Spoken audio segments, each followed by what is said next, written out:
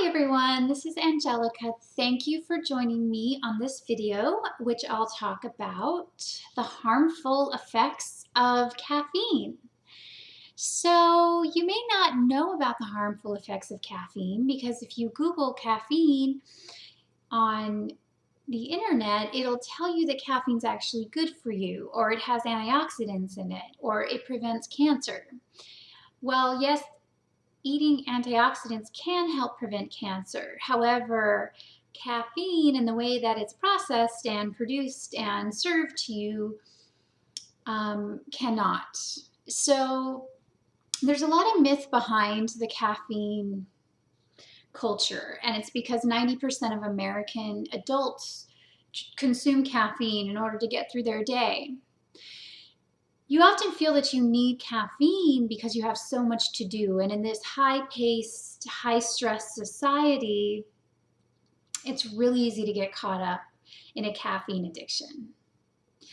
So I wrote a blog detailing my experience with caffeine, what I was experiencing before I stopped, what the withdrawal symptoms were like, and also how I feel now being 5 weeks without caffeine. And it definitely has been a process and a struggle. It has not been an easy thing to do at all, because I think I had a lot of fear of not being able to get things done if I stopped caffeine. I've stopped caffeine many times in the past, but not for too long. I think it's only been a couple weeks, and then I would start drinking green tea, thinking, that was fine. And, we always go into a little bit of denial with these things because our mind is saying, oh, we need it to keep moving forward. So I've never really gone, I don't think, this long, and if I have, I haven't noticed the entire process so clearly so that I could demonstrate it to you and tell you about the things that I've noticed it's done to my body. For one thing, it makes you feel really unsettled and very anxious all the time. It's like there's an underlying anxiety, a feeling of not being at rest. Another thing caffeine does is it doesn't allow you to go into the fourth stage of sleep, of deep, deep, deep sleep. So you're kind of like in the first 3 stages of sleep. And the fourth stage of sleep is where your body actually regenerates itself and can heal. One of the biggest things I had was muscle pain. My muscles kind of always ached, and I thought it was from exercising, but it actually wasn't. It was from caffeine. And I had a lot of pain only on my right side. So it would be in my right shoulder, my right side of my neck, my right ear, and I would start to clench my teeth at night, which would create jaw pain as well, only on my right side. What I've read is some people get it on their left side and some people get it on the right. I don't know. So whatever caffeine does there is it definitely is affecting the brain. It definitely shoots adrenaline out into your body. So you're in a constant state of fight or flight. Now, if you're on a spiritual path, or if you meditate, or if you're really wanting to be in the now moment and be calm and be present and be still, caffeine can really interfere with that because it does take you outside of your body, and it will make you stress and worry about things that aren't real. So I noticed I got a lot done on coffee and caffeine and green tea. However, those things weren't done fully, and they weren't done in full joy because I was kind of scattered. I was moving around at such a fast pace doing all these things, but not really being present and enjoying what I was doing.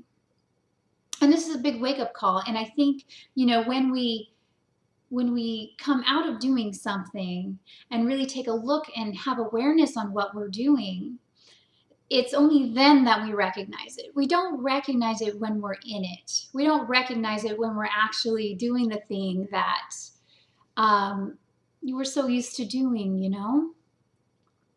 So my biggest problem with quitting caffeine was, how am I going to have any energy to do anything? Like, what's going to happen? Everything's going to fall apart and crumble, if I can't be there to do stuff.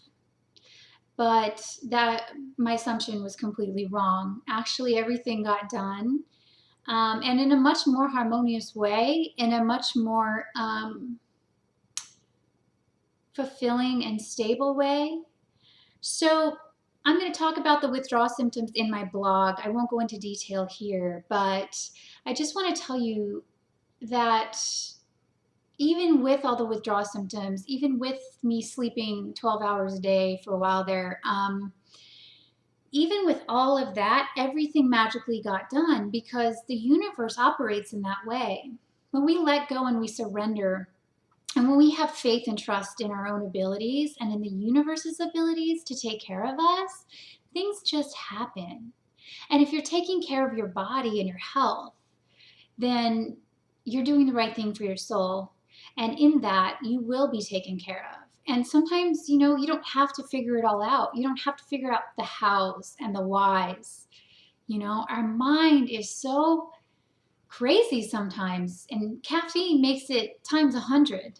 So if we just let all that go and we surrender, and we're in the moment with ourselves, and we're healing ourselves, and we're taking care of ourselves, and we're being grounded, then all the rest of everything will just kind of take its course and will fall into place for us. We don't have to know how it's all going to work out, but it does. It always does if you're doing the right thing for yourself. So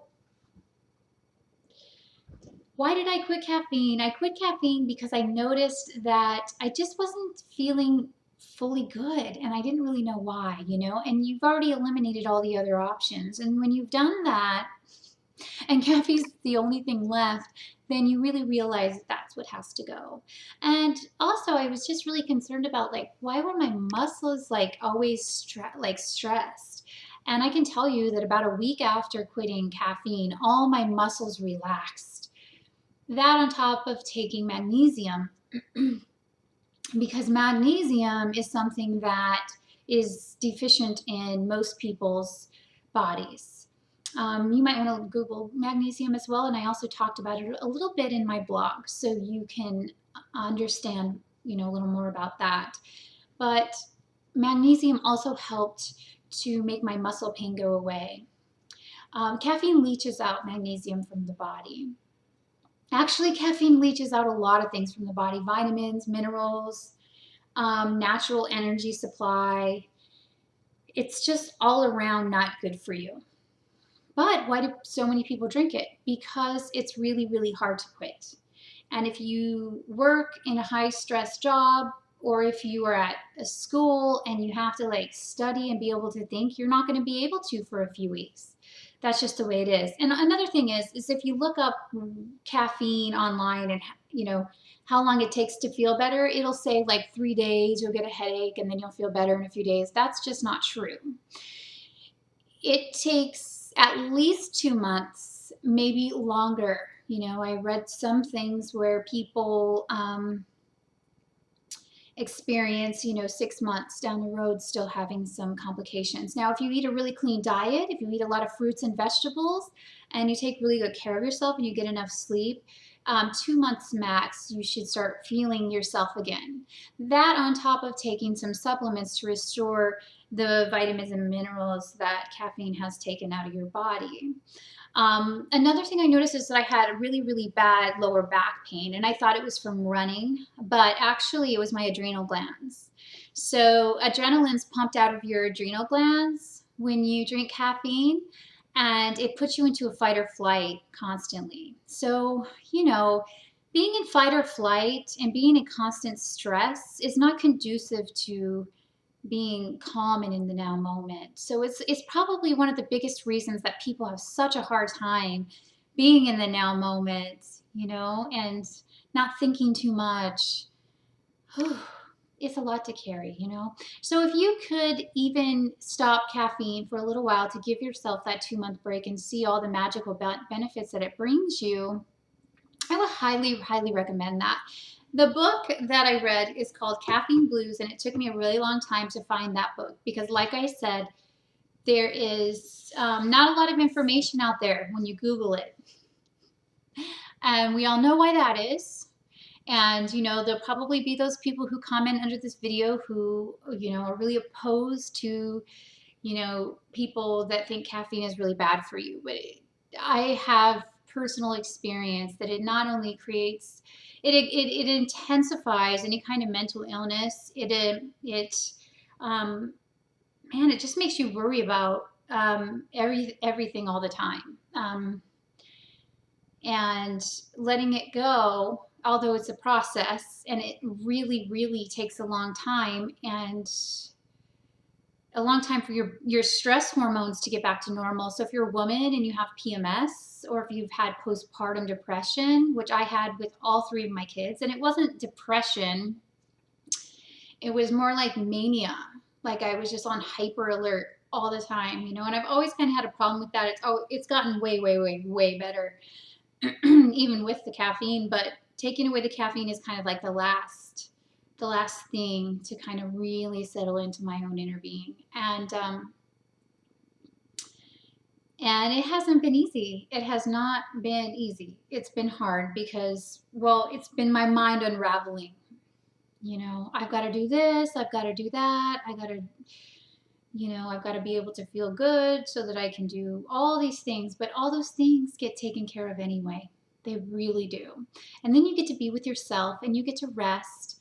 And in the beginning, I was sleeping like 12 hours a day for a couple weeks. Your body just needs to rest sometimes. And then you come back into balance and everything evens out. So I'm not going to talk too much more about it. The blog really sums up the exact things that I went through, what I was experiencing before the withdrawal, and how I feel now. So that should give you a good idea of everything. But I just want to tell you that even though I don't feel 100% yet, and I still feel a little slow, and sometimes my memory is not working very well, I would not change it for anything in the world, because what has been gifted to me is so much peace and so much calmness that I never thought that I could have. Because like I said, you don't know what you're missing out on until you try it. You know, you don't know that you're not as calm as you could be until you try it. And even my kids are noticing a huge difference. They're so happy. They know that I'm so calm now. So I would definitely try it. In that book, it gives you a program of how you can wean yourself off of caffeine so that you don't get the withdrawal symptoms. I'm not sure if that actually works. I just stopped completely, but I did start taking the supplements that he recommends, because he helps train Olympic athletes so that they can perform at their best, at their highest peak. And there's certain supplements that you take that help with caffeine withdrawal as well, to get your body feeling better so that you can start doing some form of physical exercise on a daily basis, because that's really important. Yeah, so that's it. That's all I have to say about the caffeine and it having a really harmful effect on the body. But read the blog, and I love you all, and I will see you in the next video. Bye.